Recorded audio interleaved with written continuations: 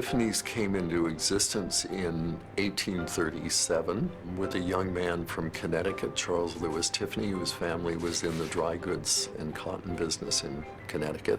And the first day's receipts in September of that year, when they opened at the end of September, were a wonderful $4.95. Their first store was down at 259 Broadway. They have moved 6 times. As society moved uptown, Tiffany moved uptown, and they relocated at the corner of 5th Avenue and 57th Street in 1940. Isn't it wonderful? Do you see what I mean, how nothing bad could ever happen to you in a place like this? It isn't that I give a hoot about jewelry, except diamonds, of course. Like that. Charles Lewis Tiffany knew that the diamonds were very much a symbol of his company, and so when this great canary yellow diamond was discovered in South Africa in 1877, he bought it, and it was sent to Paris to be cut. And then it was cut to 128.54 carats with 90 facets to maximize its brilliance. It's a canary-colored diamond, and at the time it was the largest canary diamond in existence. It measures 1 inch by 1 inch, and it has wonderful brilliance. There are only 2 people who have ever worn the Tiffany diamond, and of course Audrey Hepburn was one of those 2 people at the time of the filming of Breakfast at Tiffany, and they're very charming photographs of her looking very happy to be wearing, you know, the most famous American diamond. No, I'm going to buy you a present. You bought me one, a typewriter ribbon, and it brought me luck. All right, but Tiffany's can be pretty expensive. I've got my check and $10. Oh, I wouldn't let you cash a check. But a present for $10 or under, that I'll accept. Of course, I don't exactly know what we're going to find at Tiffany's for $10. The Tiffany setting has become the traditional setting for engagement rings because it does maximize the brilliance of the stone. You can see into the stone from underneath. It holds the stone away from the setting, and it makes it, to me, it makes it more beautiful. Now it's the standard setting for a diamond, the 6-prong setting, but that was devised by Mr. Tiffany and his gemologists in 1887 and presented to the world. Before that, diamonds were set in what were called crown settings, which set them rather low and very little light got into them. When you get a little blue box tied with a white satin ribbon, and it's what people, when they see that blue box, they understand that. It has become famous because Tiffany's has maintained the quality of the items that are inside, so that blue box symbolizes what Tiffany was and still is.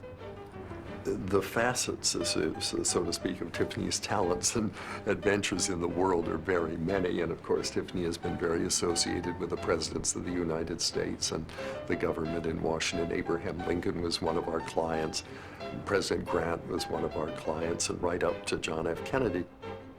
In the late 19th century, the U.S. government realized that they wanted to update the Great Seal of the United States. And James Whitehouse, who was an engraver for Tiffany's, redesigned the Great Seal of the United States. Do you think Tiffany's would really engrave it for us? I mean, you don't think they would feel it was beneath them or anything like that? Well, it is rather unusual, madam.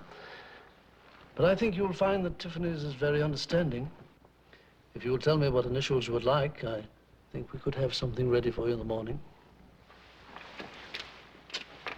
Didn't I tell you this was a lovely place?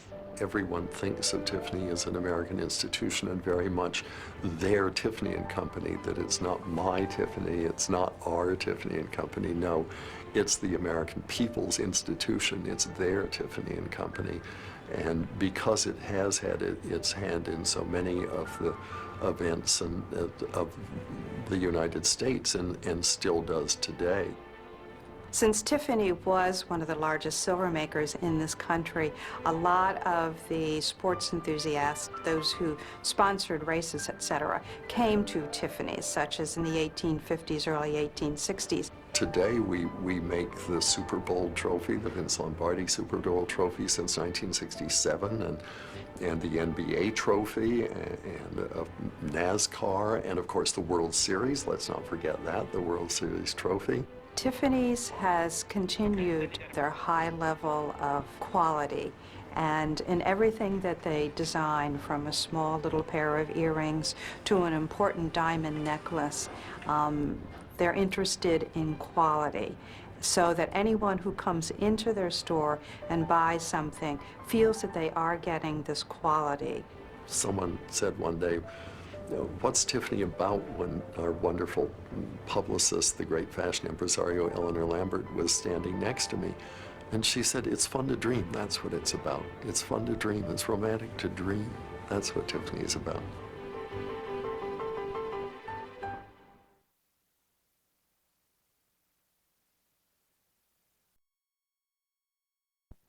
Audrey Hepburn was not only the first lady of Tiffany, but she was tremendously helpful and kind to me in discussing the image and how she felt about Tiffany and Company and her love for Tiffany. And when the time came that I was writing the 150th anniversary book for Tiffany that would come out in 1987, I thought, wouldn't that be wonderful if she would comment on her feelings for Tiffany in the book? So I called her in Stadt and said, would she consider, you know, writing a little something as a preface to the book? And Audrey said, yes, John, I'll call you back. And the very next morning, the phone rang, and rather early, as obviously it's much later in Switzerland than New York. And this voice said, John? I said, yes, good morning. This is Audrey. I'm sitting out on my terrace and I've written something.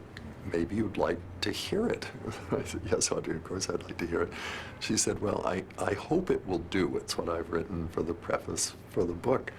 And I brought her letter.